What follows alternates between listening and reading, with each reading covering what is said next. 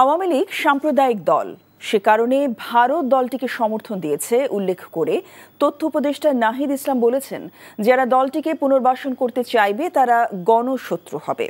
রাজধানীর সোহরাওয়ার্দী উদ্যানে মায়ের ডাক আয়োজিত বিশ্ব মানবাধিকার দিবসের আলোচনায় এসব কথা বলেন তিনি। আর আওয়ামী লীগের বিচার নিশ্চিতের আগে কোনো শক্তি ছাত্র জনতার আন্দোলনকে উৎখাত করতে পারবে না বলে হুঁশিয়ারি দেন বক্তারা। তামজিদ সুমনের রিপোর্ট।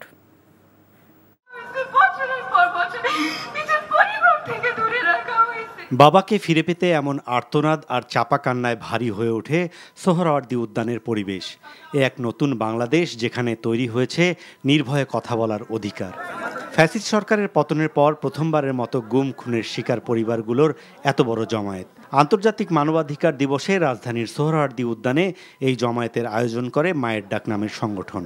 সমাবেশে উপস্থিত হন বিএনপি, জামায়াত সহ বাংলাদেশের বেশিরভাগ রাজনৈতিক দলের প্রতিনিধিরা। ছিলেন বৈষম্য বিরোধী ছাত্র আন্দোলনের নেতারাও। বলেন, আওয়ামী লীগের বিচার নিশ্চিত না হওয়া পর্যন্ত কোনো শক্তি ছাত্র জনতার আন্দোলনকে উৎখাত করতে পারবে না।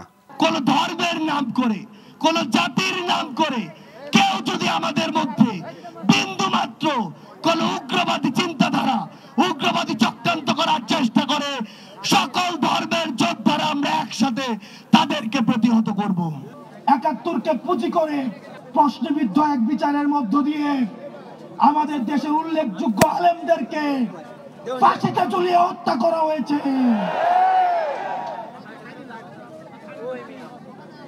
আমরা এই বিচার নিশ্চিত না করা পর্যন্ত দুনিয়ার কোন শক্তি নাই আমাদেরকে রাজপথ থেকে উৎখাত করবে। সমাবেশে বিএনপির স্থায়ী কমিটির সদস্য ডক্টর মঈন খান বলেন, সংস্কারের চেতনাকে ধারণ করে দেশ বিনির্মাণে এগিয়ে যেতে হবে। সংস্কারের সেই বিষয়গুলোকে, সেই যে ধারণাগুলোকে, সেগুলোকে উপলব্ধি করতে হবে এবং একথা আমাদের মনে রাখতে হবে যে সংস্কার চলতেই থাকবে। সেই সত্য যদি আমরা উপলব্ধি করি তাহলে সেই সংস্কারগুলো আমরা চিরদিন করে যাব, আমরা কখনো থেমে থাকব না। প্রধান অতিথি তথ্য উপদেষ্টা নাহিদ ইসলাম বলেন, ভারত বাংলাদেশের সম্পর্ক হবে ন্যায্যতার ভিত্তিতে। সীমান্ত হত্যা বন্ধ না হলে প্রয়োজনে ছাত্র জনতা সীমান্তে যাবে বলেও হুঁশিয়ারি দেন তিনি। আওয়ামী লীগকে পুনর্বাসন কারা কারা করবেন বা করতে চান, এখন সেইটা হচ্ছে আলোচনার বিষয়।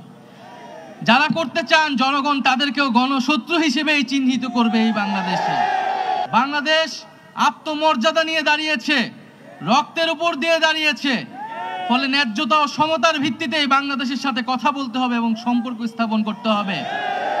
ফলে আপনারা এখনো যারা ভারত সরকারে রয়েছেন, ভারতের শাসক গোষ্ঠী রয়েছেন, এই যে সীমান্তে হত্যা হচ্ছে, আপনারা যদি মনে করে থাকেন এই সীমান্তে হত্যা করে বাংলাদেশকে প্রেসার ক্রিয়েট করবেন, তাহলে আপনারা ভুল ভাবছেন। Tamjid Suman, NTV news, Dhaka.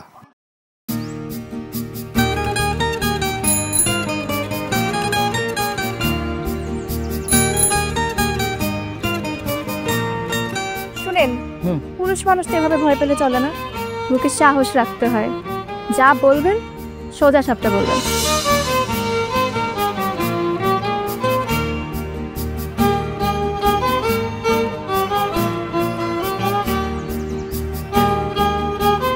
এই শীতে যে শীতের কাপড় ছাড়া আসছো, এটা কি ঠিক আছে? তোমাকে দেখার পর থেকে আমার জীবন থেকে শীত, গ্রীষ্ম, বর্ষা সব চলে গেছে, শুধুমাত্র তুমি আছো।